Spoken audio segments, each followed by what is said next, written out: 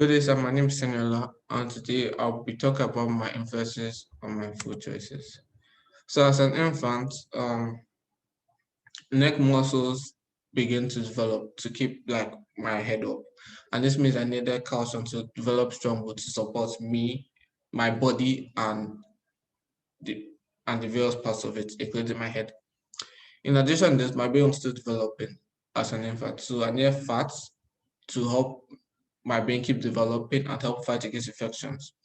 Also need iron to build more red blood cells and to keep my cells developing because I was just an infant and I was still growing. And to help with that development even quicker, to help to increase the rate of the cell developing, I need folate and zinc.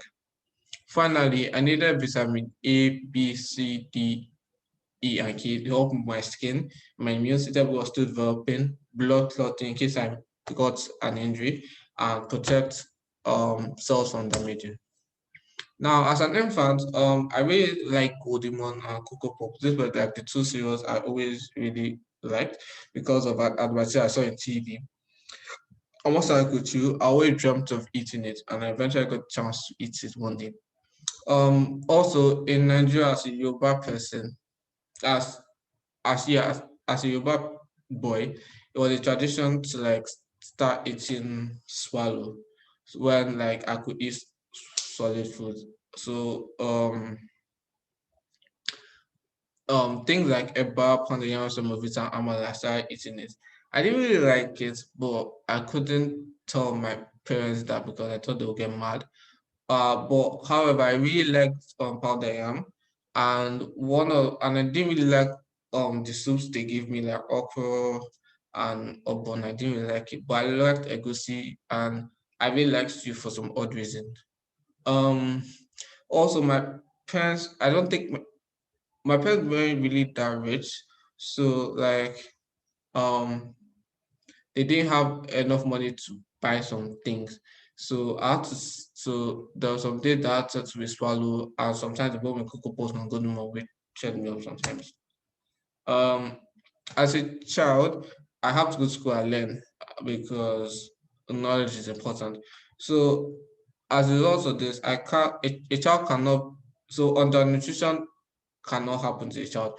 And if undernutrition happens to a child, that might affect the child academic performance because the child might have less learning, less energy, and less interest in learning. So to prevent that happening, a child needs fats so that it can have energy for growth and for physical activity and to process information. This will also help in energy balance because or the physical activity part, so it help achieve energy balance along the way. Furthermore, a lot of children lack fiber nowadays, so fiber is very important because it helps to keep your bones working. In addition to this, iron and calcium, since you're still growing, you need iron and calcium to build strong bones to support your growth and also to develop your red blood cells as well. So my childhood was a little bad than my infancy because like my family started got a promotion and my parents got a promotion at workplace, so they had more money. So like they could buy things like Frosties and Foxes, even though they thought it was too sweet and I liked it because it was sweet. Sometimes thought it was too sweet and they won't buy it, but because of like peer pressure and the fact that it was very sweet, I was able to persuade them sometimes that please, can you buy this for me? And they actually did.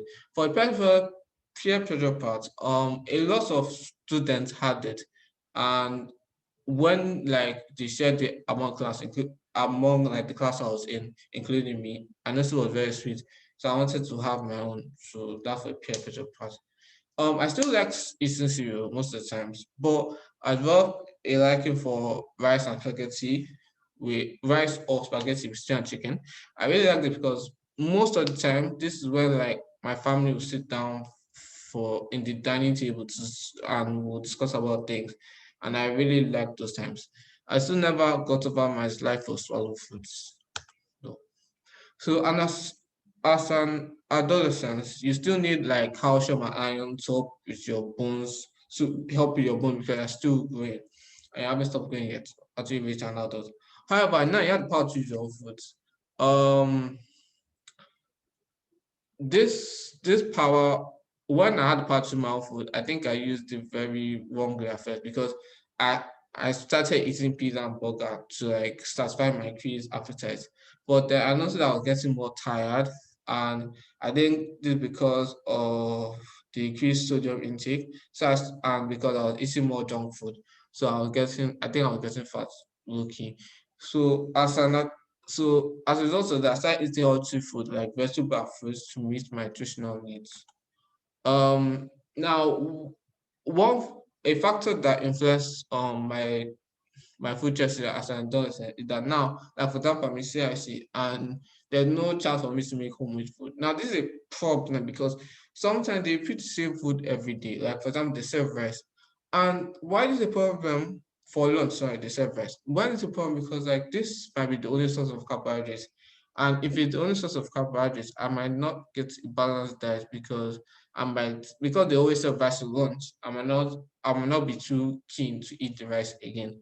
And this is my only source of carbohydrates. So me that affects my movement, and I might be sluggy because I might have less energy than I should be getting from lunch.